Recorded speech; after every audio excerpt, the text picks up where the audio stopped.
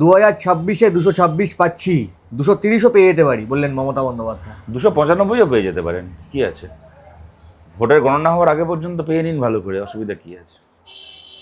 মমতা বন্দ্যোপাধ্যায় বলছেন ভিডিও বার্তা, আজকে তিনি ভিডিও বার্তা দিয়েছেন, বলছেন যে স্ট্রং রুম এবং ইভিএমে কারচুপির আশঙ্কা করছেন তিনি। হ্যাঁ, সে তো ঠিকই কথা। উনি থাকতে অন্য কেউ কারচুপি করবেই বা কেন?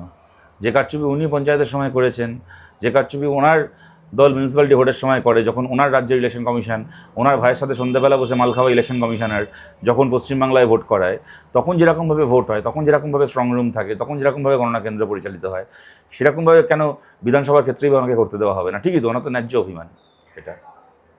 দরকারে নিজে আগামী 3 দিন পাহারায় থাকবো বলছেন তৃণমূল সুপ্রিমো। দেখুন, আমরা চাই যে আপনি 3 দিন কেন, আগামী 30 বছর আপনি রাস্তায় থাকুন, পাহারায় থাকুন। কেননা আপনি যবে থেকে নবান্নে আছেন তবে থেকে পশ্চিমবাংলায় লালবাতি জ্বলে গেছে, তবে থেকে পশ্চিমবাংলা সর্বনাশ হয়ে গেছে।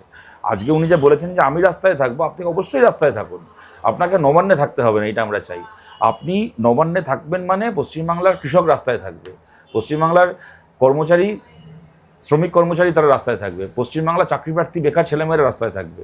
এত লোকের রাস্তায় থাকার বদলে আপনি একা রাস্তায় থাকুন, তাহলে আমাদের নবান্নটা বাঁচুক, রাজ্যটা বাঁচুক। একই সঙ্গে বলছেন যে প্রার্থী ও কর্মীদেরও বলছেন যে স্ট্রং রুম পাহারা দিতে হবে, একটা মিনিট এদিক ওদিক করা চলবে না, যতক্ষণ না উনি প্রেস কনফারেন্স করে ডিক্লেয়ার করছে ততক্ষণ পর্যন্ত কেউ আগে থেকে আগাম জোয়ারে গা ভাসাবে না। দেখুন, এটা ওনার দলীয় প্রস্তুতি, সেটা উনি বলতেই পারেন, এবং এটা আমরাও আমাদের দলীয় কর্মীদেরকে বলেছি, তারা পালা করে করে স্ট্রংরুম পাহারা দিচ্ছে, উনি ওনার দলের লোকেরা দেবে। বিজেপির এইসব বেলাই নেই, কারণ বিজেপির সেই অর্থে বুথে কাজ করার লোক নেই, ওদের গোটা প্রচারটাই মিডিয়া এবং সোশ্যাল মিডিয়াতে। সুতরাং ঠিক আছে, এটা উনি বলছেন, আমাদের এর মধ্যে কোনো অস্বাভাবিকতা আমরা দেখি না। স্ট্রংরুম পাহারা দেওয়াটা ভোট সংগঠনের একটা জরুরি কাজ, স্ট্রংরুম পাহারা দেওয়াটা। সুতরাং সেটা উনি ওনার দলের কর্মীদেরকে বলছেন, আমরাও আমাদের কর্মীদেরকে বলেছি, আজকে মোহাম্মদ সেলিম প্রেস কনফারেন্স করে গতকাল বলেছেন। সুতরাং এইগুলো তো একটা প্রস্তুতির অংশ, কিন্তু এইগুলোকে খুব একটা এতে অবাক হওয়ারও কিছু নেই, আর এগুলোকে খুব একটা সিরিয়াসলি নেওয়ারও কিছু নেই।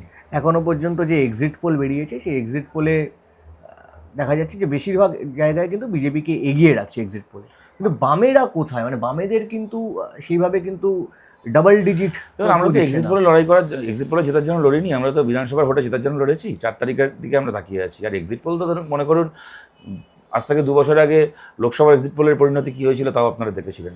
তাও আমি বলবো একমাত্র TV9 তুলনামূলকভাবে সঠিক এক্সিট পোল করেছিল। TV9 বলেছিল যে বিজেপি এখানে কম আসন পাবে, বিজেপির আসন সংখ্যা কমবে, কিন্তু বাকি তো সবাই বলেছিল নাকি বিজেপি 30টা 35টা 32টা সিট পাবে। সমস্ত মিডিয়া, হ্যাঁ, এবং যারা এক্সিট পোল করেছিলেন বিভিন্ন এজেন্সি, তারা বলেছিলেন, এবং মানে বিজেপি 400-র ওপর সিট পাবে, মানে ইন্ডিয়া 400-র ওপর সিট পাবে, বিজেপি একা 300-র ওপর সিট পাবে, এ তো সবাই বলেছিল লোকসভার সময়।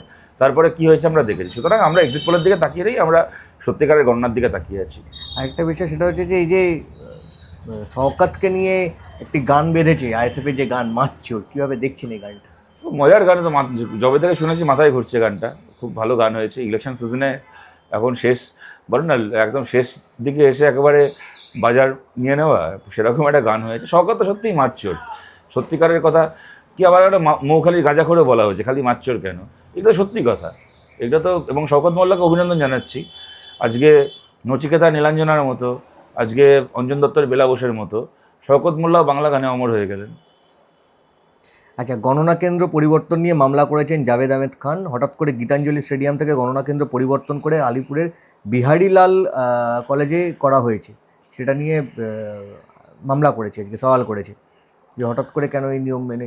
দেখুন, ওদের গীতাঞ্জলি কেন্দ্রে গণনা, গীতাঞ্জলিতে গণনা হলে কি জাভেদ খানের ব্যালট লুট করতে সুবিধা হয়? ওনার ছেলেকে, ওনার তপসিয়া থেকে ওনার পোষা ক্রিমিনালদেরকে নিয়ে গিয়ে গীতাঞ্জলি স্টেডিয়াম ঘিরে ফেলে বিরোধী এজেন্টদেরকে তুলে দিয়ে এআরও টেবিলে বসে ভোটের ফলাফলকে এদিক ওদিক করতে সুবিধা হয়? সেটা অন্য কোথাও গণনা হলে ওনার সেই অসুবিধা হবে, সেই কারণে মামলা করেছেন। গণনা কেন্দ্র পাল্টালে কি ইভিএম মেশিনের মধ্যে ভোটগুলো পাল্টে যায়? গীতাঞ্জলি কেন্দ্রে একটা ইভিএম মেশিন রাখা থাকলে জাভেদ খানের 500টা ভোট থাকে সেই মেশিনে, আর সেইটা এখান থেকে বিহারীলাল কলেজ চলে গেলে কি 500টা কমে 150 হয়ে যায়? এই সমস্ত মানে আমি জানি না, মানে এই এতদিনের একজন রাজনৈতিক নেতা, রাজ্যের মন্ত্রী, এরকমভাবে লোক হাসাচ্ছেন কেন ফালতু?